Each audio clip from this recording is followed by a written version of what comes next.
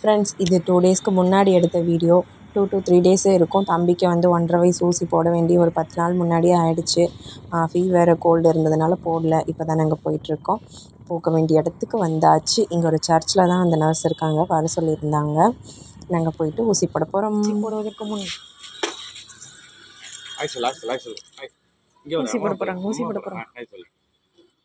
ஊசி போட போகிற சொல்லு. ஊசியை போட போகிற? ஊசி போட போறியா? மரண பீதி தான் அவன் மூஞ்சில் தெரியும்னு நினச்சேன். பக்கத்தில் அழுவுற பாப்பா பார்த்து அப்படிலாம் இல்லை. அவன் பாட்டி கேஷுவலாக உட்காந்துட்டு இருந்தான். இன்ஜெக்ஷனும் போட்டுட்டு வந்துட்டான். தம்பி ஹாய் சொல். ஹாய். ஊசி போட்டாங்களா? ஊசி போட்டாங்களா? எங்கே போட்டாங்க? எங்கே போட்டாங்க? எங்கெங்கே போட்டாங்க ஊசி? காலில் போட்டாங்களா? ஐயோ சரி மேடம். அப்பாவுக்கு ஒரு அவ்வா கொடுத்துரு. அவ்வா கொடுத்துரு. அவ்வா கொடு. ஊசி கூட்டு போய் போட்டதுனால கிடையாது. அவ்வா கொடுத்தாங்க.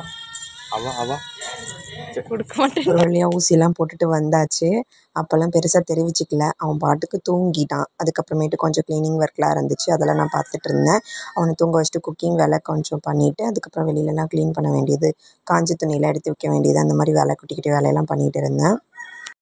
எல்லாமே க்ளீன் பண்ணி முடிக்கிறதுக்குள்ளே நடுவில் சினுங்கிக்கிட்டே இருந்தார். அப்பப்போ எந்திரிக்கிறது, அப்பப்போ முழிக்கிறது. கொஞ்சம் சரியாக தூக்கமே பிடிக்கல. தூங்கி எந்திரிச்சதுக்கப்புறம் தான் இருக்குது மெயின் பிக்சருங்கிற மாதிரி. கொஞ்சம் நஞ்ச பேச்சாடா பேசினேன். மன்னர் பரம்பரை, மண்ணாங்கட்டி பரம்பரைன்ற மாதிரி. ஊசி போட்டு வந்து எவ்வளோ டைலாக், ஊசி போடுறதுக்கு முன்னாடி எவ்வளோ டைலாக். ஆனால் ஊசி போட்டு ஒரு 1 hour 2 hours ஆன உடனே ரொம்ப பையன் வந்துட்டான். நிற்க கூட மாட்றான், நகர மாட்றான், அப்படியே உட்காந்துருக்கான். நான் ஒரு செகண்ட் விட்டுட்டு கிச்சன் போனேன்னா எனக்கு முன்னாடி கிச்சனில் வந்து நிற்பான். பட் அன்றைக்கி மட்டும் என்ன பண்ணான்னா, நான் படுத்திருந்த வாக்கில் அப்படியே படுத்திருந்தான். எனக்கே ரொம்ப பாவமாகவும் இருந்துச்சு, கொஞ்சம் பயமாகவும் இருந்துச்சு. அதுக்கப்புறம் செகண்ட் டே ஆஸ் யூஷுவல் அவன் எப்பயும் போல் அவனோட ரொட்டீனை பண்ண ஆரம்பிச்சிட்டான். நானும் என்னென்னமோ கிச்சு கிச்சு பண்ணி பார்த்தேன், என்னென்னமோ சிரிப்பு காட்டினேன். அப்பயுமே அவன் பெருசாக லைட்டாக சிரிக்கிறான். ஆனால் பட் அவன் படுத்தே தான் இருக்கான்.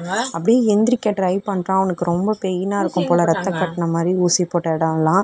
அவனால் அசைய கூட முடியல. ஃபஸ்ட்டு டே ஃபுல்லாக இப்படியே தான் இருந்தான்.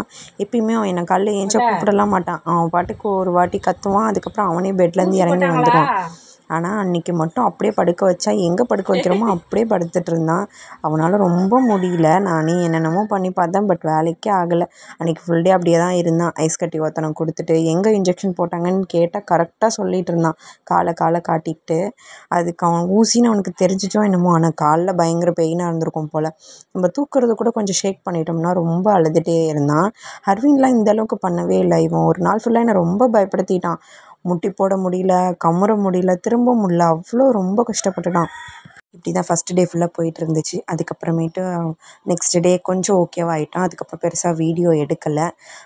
அதுக்கப்புறம் இது நைட் ரொட்டீன்லேருந்து கண்டினியூ பண்ணியிருக்கேன். அடுத்த நாள் ஸ்கூலுக்கு போக போகிறோம்.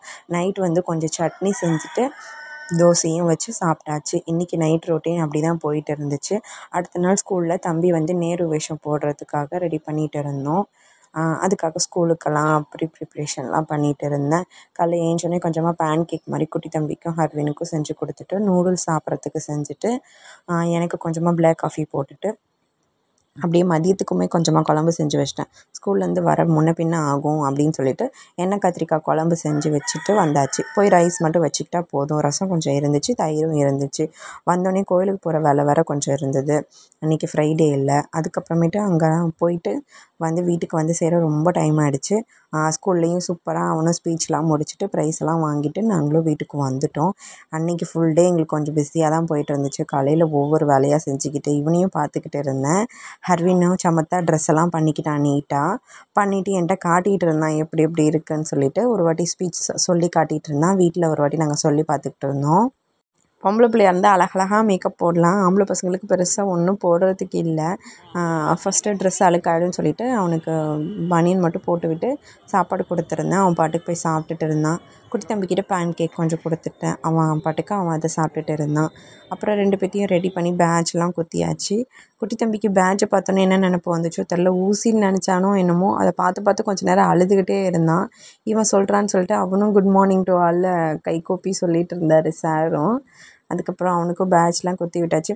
போகிற வழில ரோஸ் வாங்கலான்னு போனால் ஒரு ரோஸ் 30 ரூபா சொல்கிறாங்க. அதுக்கப்புறம் அவரே ஒரு குட்டி ரோஸ் குத்தி விட்டுருந்தாரு, அது ஃப்ரீயாக கொடுத்தாரு அந்த அண்ணா. அதுவே ஆனால் க்யூட்டாக இருந்துச்சு. சரி அதுக்காக ரோஸ் வாங்காமல் வரக்கூடாதுன்னு சொல்லிட்டு ஒரு ரோஸும் வாங்கிட்டு ஸ்கூலுக்கு போயாச்சு. இன்றைக்கி இப்படி தான் போயிட்டு இருந்துச்சு எங்களுக்கு. அதுக்கப்புறமேட்டு ஸ்கூலில் போயிட்டு கொஞ்ச நேரம் யாருமே வரல. நாங்கள் தான் ஃபஸ்ட்டு போயிருந்தோம். அவனோட கிளாஸ் ரூம்ஸ் எல்லாம் சுற்றி பார்த்துட்டு இவனோட அட்ராசிட்டிஸ் எல்லாம் கொஞ்ச நேரம் வீடியோ எடுத்துகிட்டு இருந்தேன். அதுக்கப்புறம் ஸ்பீச் எல்லாம் பேச போயிட்டார் ஹாப்பின்னு. இவங்க குட்டீஸ் தானே, அதனால் ஃபஸ்ட்டே ஸ்டார்ட் பண்ணிட்டாங்க. ஒவ்வொருத்தவங்க எவ்வளோ காஸ்டியூம் சூப்பராக போட்டிருந்தாங்க. ஒவ்வொரு கெட்டப்புக்கும் எவ்வளோ அமௌண்ட் ஸ்பெண்ட் பண்ணியிருக்காங்க. ஆனால் ஒருத்தவங்க ரொம்பவே